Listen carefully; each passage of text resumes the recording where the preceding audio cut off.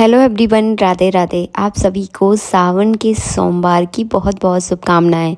सावन के सोमवार का व्रत कैसे किया जाता है, पूजा कैसे करनी है, आइए हम इस वीडियो में मिलकर जो है ना देखने वाले हैं कि सावन के सोमवार के व्रत में आप सबको पूजा कैसे करनी है। तो सबसे पहले मैं यहाँ पर सामान की तैयारी कर लूँ। ये पूजा वैसे सुबह के समय हमें करनी चाहिए। अगर आपको किसी कारणवश अगर टाइम ना मिल पाए तो आप शाम को प्रदोष काल में भी इस पूजा को कर सकते हैं। तो ये है मिट्टी, इसमें जो है ना मैंने पानी मिला लिया था। कुछ लोग जो है ना इसमें दूध, दही, घी, शक्कर मतलब पंचामृत मिला लेते हैं, तो उससे जो है ना मिट्टी में बहुत अजीब सी स्मेल आती है। तो मैं ऐसा नहीं करती, मैं इसमें केवल जो है ना गंगा जल मैंने इसमें डाला है और थोड़ा सा पानी मिला दिया है। और ये अच्छे से देखिए, रात भर मिट्टी को अच्छे से आप भिगो के रखोगे ना तो काफ़ी अच्छे जो है ना शिवलिंग इससे बनते हैं। उसके बाद जो है ना मैंने ये मार्बल की एक पटिया है मेरे पास, पट्टा टाइप से, तो वो ले लिया है। इसी पर मैं शिवलिंग बनाऊंगी। तो चलो बनाते हैं। सबसे पहले आपको मिट्टी के यानी पार्थिव शिव परिवार बनाना है। सावन के सोमवार में पूरा पार्थिव शिव परिवार बनाया जाता है। डेली भले ही आप शिवलिंग बनाकर पूजा करें, लेकिन सावन के सोमवार के दिन पूरा शिव परिवार बनाएं। सबसे पहले मैंने गणेश जी बनाए हैं, उसके बाद माता पार्वती, उसके बाद जो है ना आप चाहें तो नंदी बना सकते हैं। और कार्तिकेय की पूजा तो औरतों के लिए निषेध होती है, इसलिए वो घर में नहीं बनते। अगर कोई पुरुष कर रहे हैं तो आप कार्तिकेय ज़रूर बनाएं। इसके बाद जो है ना आपको शिवलिंग की जलहरी बनानी है और उसके बाद आपको शिवलिंग का निर्माण करना है। तो देखिए, भगवान को आप रूप नहीं दे सकते, उनको जैसा रूप लाना होगा ना वो वैसे ही रूप लेकर आएंगे। तो आज जो है ना मैंने बहुत कोशिश की कि मैं काफ़ी अच्छे बना सकूं, लेकिन उनको जैसा बनना था ना वो वैसे ही बन के निखर कर सामने आए हैं।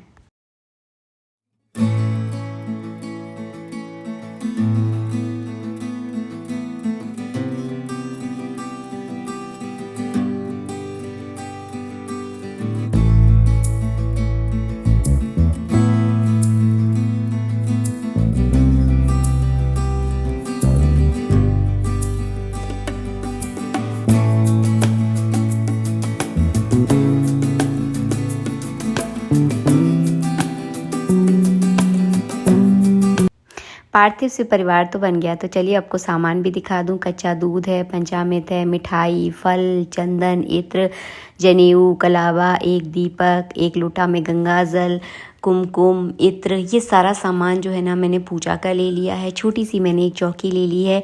ये है शिव परिवार जो मैंने आप सबके साथ भी अभी शेयर किए थे। चौकी पर जो है ना मैंने पटा बिछा लिया है। मेरे पास सब भगवान शिव पार्वती की तस्वीर है, तो मैं यहाँ पे तस्वीर को विराजमान कर लूँगी। अगर आपके पास नहीं है तो कोई दिक्कत नहीं है। इसके बाद मैंने एक कांसे की थाली ली है। इस कांसे की थाली में हम ओम बनाएंगे। आप चाहें तो ओम की जगह स्वास्तिक भी बना सकते हैं, वो आपकी मर्जी है। लेना आपको कांसे की थाली ही है, क्योंकि पीतल की थाली में दूध से अभिषेक नहीं हो सकता और एक तांबे की थाली में नहीं हो पाता, इसलिए आपको कांसे का ही बर्तन यूज़ करना है। कांसा ना हो तो स्टील का भी आप ले सकते हैं। चौकी को जो है हम थाली के ऊपर विराजमान कर लेंगे। चौकी के नीचे थोड़े से चावल आपको ज़रूर रखना है, इस बात का ध्यान रखिएगा।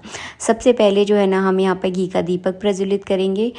चावलों के आसन के ऊपर ही दीपक को रखा जाता है, इस बात का भी आपको ध्यान रखना है। तो पूरे शिव परिवार का मन में ध्यान करते हुए दीपक प्रज्वलित करेंगे। सबसे पहले पूजा में दीपक ही प्रज्वलित होता है। उसके बाद जो है ना आपको पूरे शिव परिवार का मन में ध्यान करना है। एक सीधे हाथ में चावल और फूल लेकर मैंने पूरे शिव परिवार का ध्यान किया है। अब करेंगे हम व्रत के लिए संकल्प, क्योंकि ये सावन के सोमवार हैं तो व्रत के लिए संकल्प ज़रूर करें। हाथ में चावल, पुष्प, कोई फल है तो फल ले लीजिए। जल लेकर इस व्रत का आपको संकल्प करना है। नाम, गोत्र और अपनी जो मनोकामना है वो बोलते हुए सारी सामग्री प्रभु पे आप चढ़ा दीजिए। इसके बाद एक लोटा आपको जल लेना है। सबसे पहले गणेश जी को स्नान कराएं, उसके बाद पार्वती माता को, और उसके बाद जो है ना शिवलिंग पर आपको जल चढ़ाना है। सबसे पहले 4 बार हम जल चढ़ाएंगे, इसके बाद कच्चा दूध चढ़ाएंगे, उसके बाद आपको पंचामृत चढ़ाना है, उसके बाद जो है ना आपको शुद्ध जल से स्नान करवाना है। सभी सामग्री चढ़ाते समय आपको नमः शिवाय का मन में जप ज़रूर करना है, इस बात का विशेष ध्यान रखिएगा।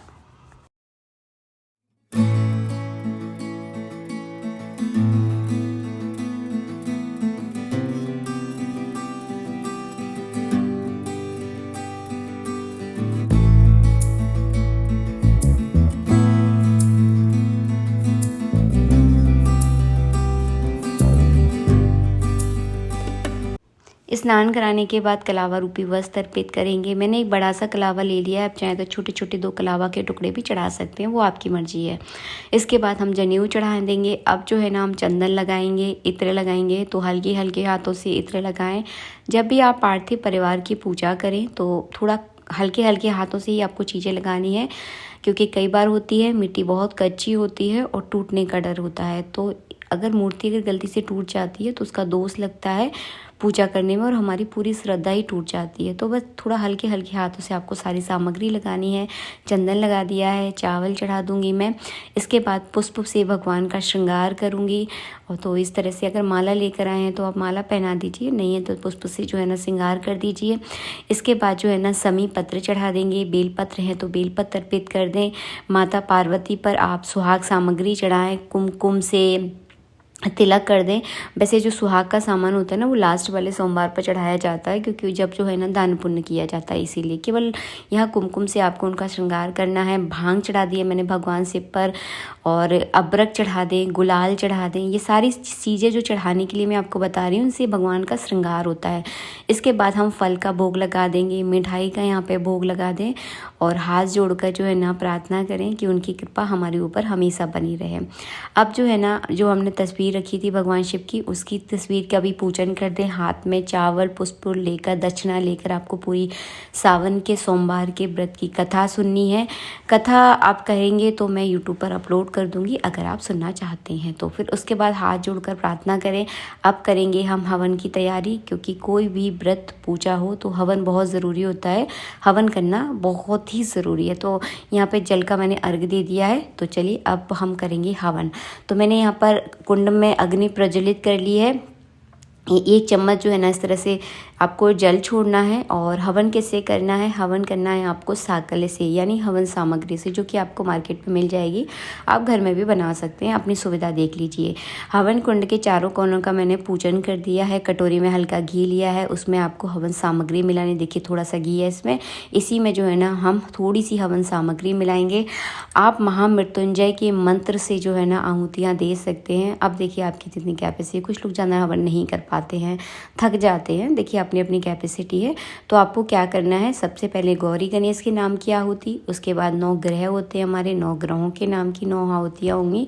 उसके बाद महामृत्युंजय के मंत्र से 11 आहुतियाँ आपको देनी है। हवन करना बहुत ज़रूरी है। हवन करने के बहुत ही ज़्यादा फायदे होते हैं। तो हर व्रत में कोशिश करें छोटा सा, ज़्यादा बड़ा ना कर पाएँ तो छोटा हवन करें, ताकि व्रत का पूरा फल जो है ना आपको प्राप्त हो। यहाँ पर मैंने 11 आहुतियाँ दी हैं। इसके बाद जो है ना आपको मिश्री या बर्फ़ी, कोई भी मिठाई का जो है ना अग्नि में आपको भोग लगा देना है। जल का या घी का आचमन करवा दें इस तरह से। और लास्ट में इसमें थोड़ी सी गूगल ज़रूर डालें, ताकि आपके घर का वातावरण भी इससे सही होता है। मीठे का मैंने इसमें 5 बार जो है ना भोग लगाया है। तो इस तरह से आपको हवन करना है। लास्ट में जो है ना इस तरह से घी का जो है ना आचमन करवा देना है। आशा करती हूँ कि आपको समझ में आ गया होगा कि हवन कैसे किया जाता है। चलिए अब करेंगे हम आरती की तैयारी। तो जो दीपक हमने शुरू में जलाया था उसी से हम यहाँ पर आरती कर रहे हैं। आप चाहें तो दूसरा दीपक जलाकर आरती कर सकते हैं, वो आपकी मर्जी है। मैं तो जो शुरू में जलाती हूँ उसी से मैं आरती करती हूँ। तो इस तरह से जो है ना सबसे पहले गणेश जी की आरती होगी, उसके बाद भगवान शिव की आरती की जाएगी। तो हम 2 ही आरती करते हैं, कुछ लोग 3, 4, 5 भी करते हैं, वो आपकी मर्जी है, लेकिन हम 2 करते हैं। तो मैंने आरती कर ली है। आरती करने के बाद जल का अर्घ दे दें। और इसके बाद इस तरह से देखिए जल का अर्घ दे दें और हाथ जोड़कर प्रार्थना करें। इसके बाद जो है ना अब बताने वाली हूँ मैं आपको विसर्जन कैसे किया जाता है। पूजा हमारी पूरी हो चुकी है। अब विसर्जन आपको कब करना है, तो पूजा के 10-15 मिनट बाद अब विसर्जन करने। अगर आपको ऐसा लगता है कि आपने जो भगवान की मूर्तियाँ बनाई हैं वो काफ़ी स्ट्रॉन्ग है, नहीं टूटेंगी, काफ़ी अच्छी मिट्टी है, तो आप आधा 1 घंटे बाद भी कर सकते हैं। लेकिन अगर आपको पता है कि आपकी जो भगवान की मूर्तियां हैं वो मिट्टी बहुत अच्छी नहीं है, रहल रही है, टूटने का डर है, तो आपको जो है ना पूजा के तुरंत बाद आप विसर्जन कर दें। हाथ में मैंने थोड़े से चावल लिए हैं, भगवान पर इस तरह से आप चावल छोड़ दें। जाओ जाओ भोलेनाथ विसर्जन है, कल फिर आना निमंत्रण है। जाओ जाओ भोलेनाथ विसर्जन है। इस तरह से जो है ना आपको विसर्जन करना है। फल मिठाई भोग में जो हमने चढ़ाई थी, ये सब प्रसाद के रूप में सबको बांट दें, सबको बांटना है, अकेले नहीं खा लेना है। तो यहाँ पे सबको बांट दीजिएगा। जो फूल हैं वो आप अपने घर के पेड़ पौधों में डाल दें, खाद का काम करते हैं, किसी नदी में जाने की ज़रूरत नहीं है। मैं भी ऐसा ही करती हूँ। तो फूलों को इस तरह से रख दें। इसके बाद जो है ना एक बाल्टी में मैंने पानी भर लिया है। अब देखिए, आपने जितनी बड़ी मूर्तियाँ बनाई हैं उतना ही ज़्यादा आपको पानी चाहिए, उतना ही बड़ा आपको बर्तन चाहिए। हमने यहाँ पे छोटी सी बाल्टी बनाई थी, तो छोटी सी बाल्टी है, छोटे से शंकर भगवान है, इजीली इसमें जो है ना प्रवाहित हो जाएंगे।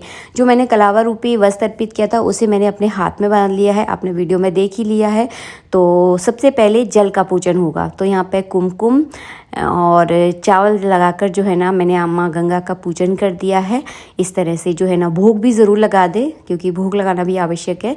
इसके बाद जो है ना सबसे पहले गणेश जी का विसर्जन होता है। तो देखिए, इस तरह से गणेश जी को जल में प्रवाहित करना है। उसके बाद माता पार्वती का, उसके बाद शिवलिंग का।